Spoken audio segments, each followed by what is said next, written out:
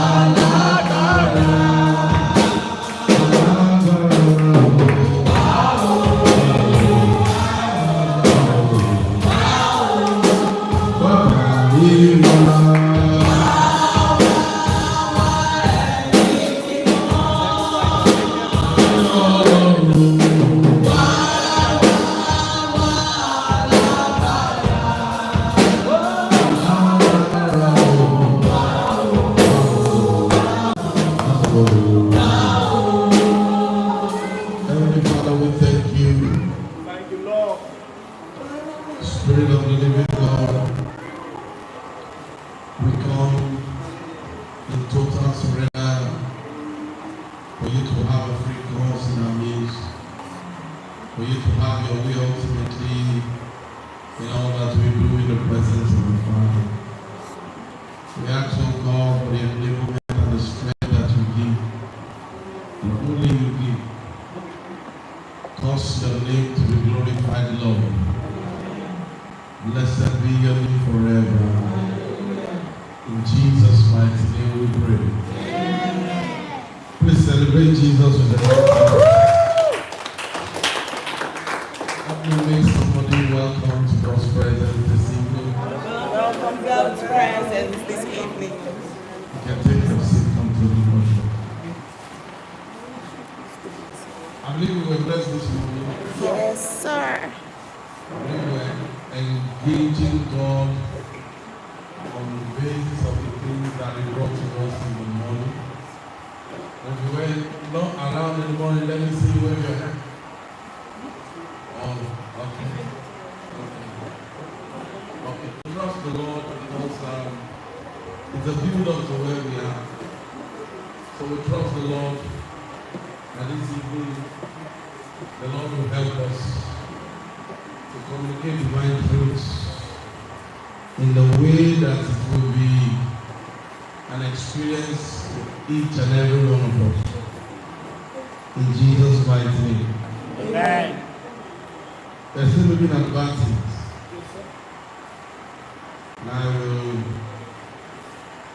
want to take my major text from the book of Romans.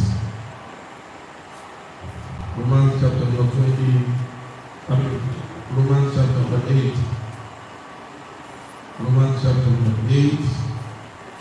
And we're going to take that journey from verse 24.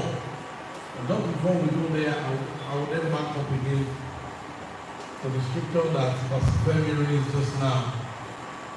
For us to know that bad things and bad minds, just like we know there are metaphors that have been used to describe the processes of God in our lives. Yes, sir. We saw how relevant bad things and bad minds are, even in the natural, concerning the redemption of man. How God started the journey from that place, where He had to introduce the first woman, Eve, to bad minds, in order for God to be able to grasp the attention of Eve into divine purpose. The bad things, naturally, God will not allow you to be casual. God had to set that rule of bad times, of pains, of labor, during childbirth, in order for man to know that bad thing is not a casual thing. In order for the attention of man, especially the woman that carries the baby, to have all our attention focused on that place where we call birthing. At the time of birthing, nothing will matter except that which God wants done, which is the bringing forth of the newborn. That was really important. So God made it He makes it a process that will involve pain. So when pain comes, you know every other thing has to be ignored. This process needs a lot of attention. Hallelujah. That's how serious God makes that things to be. And to the extent that whenever God wants to birth real things in us, He coordinates it with everything that is required to draw attention. And one of those things is pain, which we call bad times. And I described all kinds of pain. Some of them are naturally orchestrated. Some of them are naturally orchestrated with an instrument through which we begin to give attention to that which God wants to do. Other times they are induced by the Spirit. Pains, like what we call burdens. Burdens that takes you to a state of unrest. And it's not an unholy unrest. It's an holy unrest. It's unsettled position in your inside that is orchestrated by burdens, even burdens of the Lord that comes. And I said to us that most times it's an indicator of the fact that God is about to birth a new thing.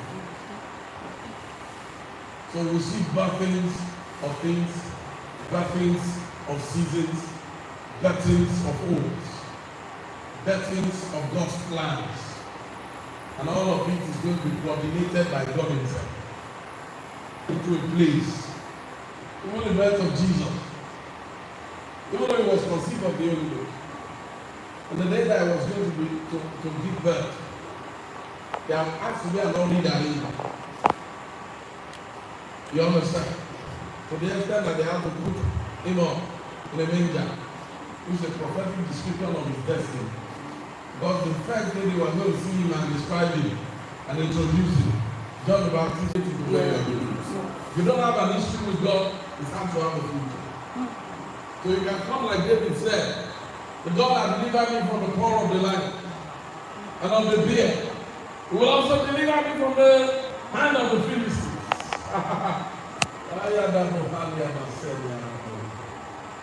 So the Lord is not adverse to your inquiry when you don't have a reference. But when you have a reference, you already have a basis. That's why He will give us this document. So by the comfort of scriptures, we will have reference. We will have what? Reference. By the comfort of scriptures, we will have hope. God gave us stories of people so that we can be imitators of them who are too faith and patiently held in the clouds. But in the day of Mary, there was no reference. Let me tell you, there was no reference. She couldn't point to any woman who got a baby without a man.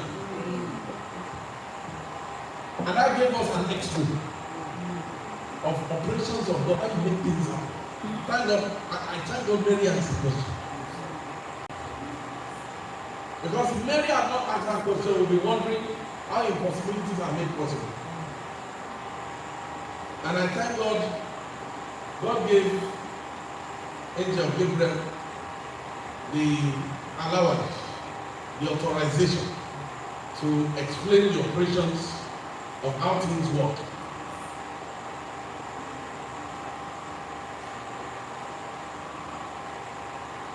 The manufacturing procedures, if there is any, how God makes this happen.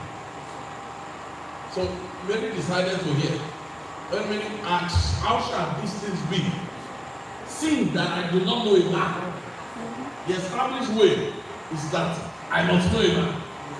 And you know, the good answer Mary gave her, that the angel Gabriel gave Mary, is a valid procedure of how God makes things happen. And He still wants that thing today. So He told Mary, the Spirit of God will walk in verse 35, shall come upon you, and the power of the highest shall overshadow you. That's the process. That when the Lord wants to do the impossible, when the Lord wants to bypass the very ordinary natural processes, is the Spirit of God to overshadow. And that brings us to memorials of how it began in the beginning. The Spirit was hovering upon the face of the water. And God said, so there is something called impossibilities when the Spirit is over. How many of you are ready for great possibilities? Why? At least you know how it works. Say, I know how it works. I know how it works. The Spirit will come upon you. The power of the highest will overshadow. When the power of the highest overshadow, then what we call impossible becomes possible. And I thank God for that manual. You see, the batting process, we're not just talking about the bad times now. The batting process is always an insurance of of the move of the Spirit. Of the move of the Spirit. Even in the natural, there is no battle that God is not involved in. So when I hear anybody is pregnant, I don't see them as, because it is not the process of man and woman intimacy that brings children. There's a divine approval in it. And I trust God tonight for visitations that will cause battles. Battles. Tonight I ask the Lord to take away from our soul barrenness. Not just barrenness of being without physical children. The barrenness of not being able to produce fruit after God's purpose. The book of John chapter number 15. John chapter number 15 and verse 15. He expresses his thoughts so clearly. Help me with John chapter number 15 and verse 15. Jesus said, I do no longer call you servant. The servant knoweth not what is not doeth. But I have called you friends. I have called you friends. For all things that I have heard of my Father. For all things that I have heard of my Father. I have made known unto you. I have made known unto you. And then number 16. We have not chosen you. You have not chosen me. I have chosen you. I have chosen you. Ordained you. And I have ordained you. That you should go and bring forth that you should go and bring forth fruit. That your fruit should remain. And that your fruit should remain. And whatsoever you ask the Father. And whatsoever you ask of the Father in my name, He may give to you. Two scriptures you need to understand how it works. Verse 15 was a direct upgrade of relationship for the disciples into a more intimate position. What do I call it? More intimate position. So, if God is going to move you to fruitfulness, it will move you to deeper intimacy. Intimacy precedes better, even in natural. So he said, I do no longer call you servant, I call you friends. I call you friends. Because the servant knows not what his master doeth. But all things that have been revealed to me of my Father I show unto you. On that basis, he now said, you did not choose me, but I chose you. And I have ordained you that you go forth and bear fruit. It's on the note that I brought you to deeper intimacy that you can become fruitful. And in your interaction, as God is drawing you closer, there are dimensions of implantation that are going to be coming into you. That is called pregnancy. And there are ones that are there that the Lord will stir up for you to bring forth. It is called bringing forth. The indicators that you will need to bring forth will be called backpacks. And I told you, I emphasize that so much in the morning. It will cause pain sometimes. Pains of burdens, pains of orchestrations of matters around your life that will begin to push you to the place where you begin to see, oh no, what is happening. Verse 25. But if we hope for that which we see not, then begin with patience wait for it. Oh. For if we hope For that we see not, then begin with does a pregnant woman see the baby? That's hope. There is a reality of the baby, but there is an hope of seeing the baby. There are times that we conceive something, we don't know what it really looks like, but we are waiting to see it. Have you been there before? God gave you something. It's a vision. It looks like you are carrying it, but you have not seen it. And God is working it out in you. Amen. And when it goes to a 9 months, now done every on you that season of this thing has come. There's an arrest that come upon you. I don't know if you have been there before. Yes, sir. Yes, sir.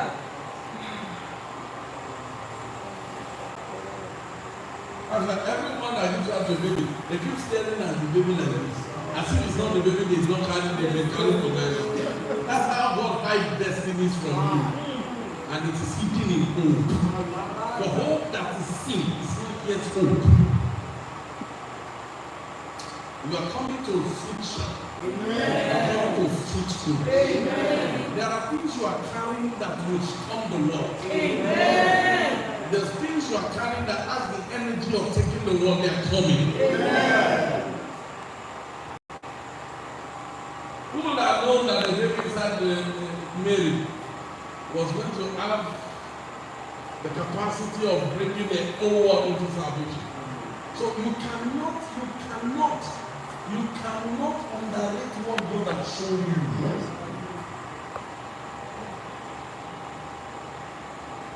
Even though it is in the womb stage. There are a lot of people who have things in their womb stage. And I'm sent to midwife it. I'm sent to speak to you that you may take your journey to the place of fullness. Where there will be deliverance. That's where we are coming tonight. And there are some of us that are going to come to backpacks because there are things that are deep. And everything that is deep, everything, we count them first. In the midst of this growing, some of you are going to come to conceptions. The Lord will open the womb. There will be no barrenness among us. There will be no dry land among us. I said there will be no barrenness among us. I said there will be no barrenness among us. I said there will be no spiritual barrenness.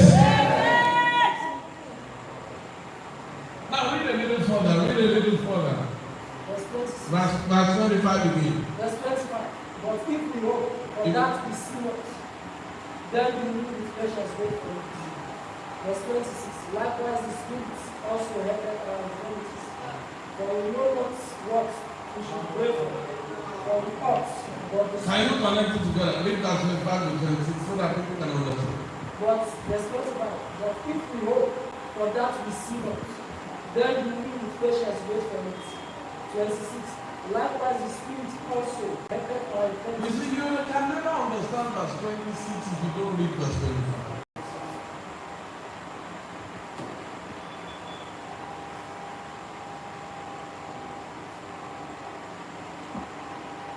The Spirit help our infirmities based on the fact that we do not see what we hope for. We don't have a ready assessment. We don't even know how to communicate it with God. It's there. But we don't know have accurate words to actually convey it.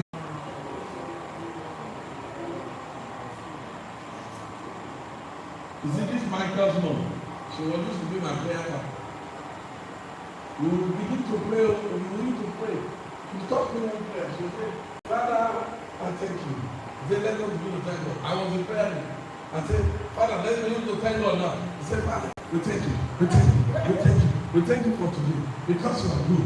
Because you are good. Lord, we thank you. I said, hallelujah, continually. He said, Lord, I thank you. Because today is the day you have made. I will thank you because of the candle of the sinner. I can't get campus. You can't get. I said, come. What is we thank you because of the candle of the Because as she's thanking, we thank you for today, for helping us, for taking us to the places we need to be. And Lord, we have come back now to begin to ramba sikaria balonsa riye demosia. She won't know where she will cross.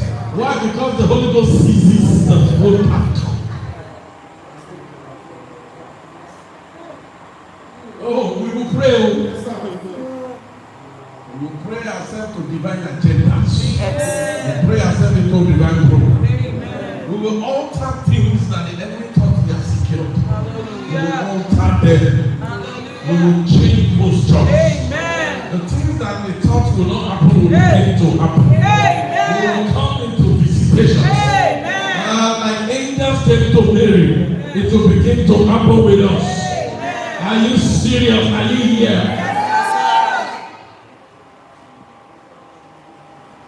Concerning stop. The spirit helps our infirmity. Can you read further? Verse 26. Likewise, the Spirit also helpeth our infirmities. Likewise, we look in reference to the things we were saying before. For we know not what we should pray, but as we ought, for the Spirit itself maketh intercession for us. With groanings which With groans which cannot be uttered. Some of it is like the one mommy just told us that a baby will be crying and it is real communication. And the mother will be rushing down. The mother will become. There is a divine communication. In fact, in that same Romans 8, verse 15, it was the first thing that is initiated in the spirit of adoption, which is the cry of Abba Father. Alright? The word cry here is the plasome, which is like the plasome is like the cry of the baby to the mother. So, one significant thing that came with redemption, that came with your adoption, that came with your new birth, is the capacity